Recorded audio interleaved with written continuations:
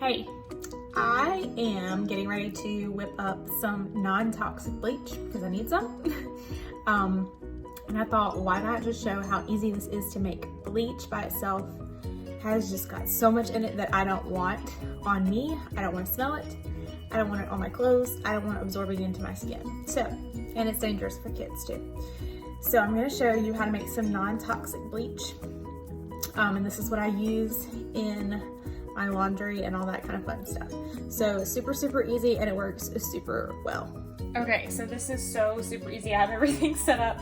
First of all, I have a glass bottle because I'm going to use some citrus oil in this. I'm going to use lemons. I'm going to put it in a glass bottle, and this empty Ningxia bottle is just perfect. In fact, this recipe fits perfectly in here. So I'm going to start off with 3 cups of water.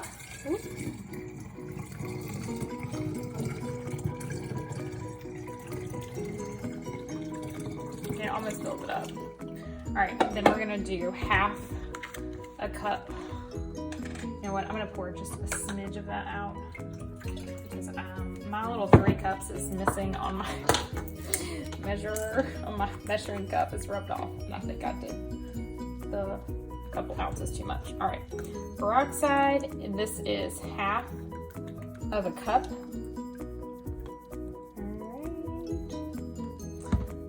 Back on.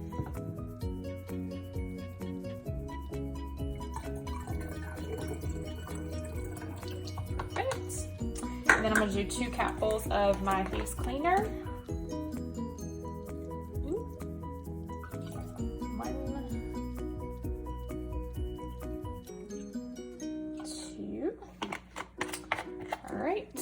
And then I'm going to use 10 drops of this. I'm going to go ahead and take this out. Put it directly in there. 3, 4, 5, 6, 7, 8, 9,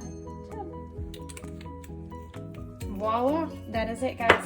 I'm going to close it up, shake it up, and be done. So that is my nice label here, non-toxic bleach. And this is what I keep it in, and I'm gonna use about 1/4 of a cup to 1/3 of a cup per load that I want to use it on. And actually it's safe for colors too, so that is awesome. Get those clothes super clean if I need a boost. I'm about to wash my sheets, so I always use this when I wash my sheets and my towels just to make sure they stay white. But super, super easy and a much better alternative to your bleach.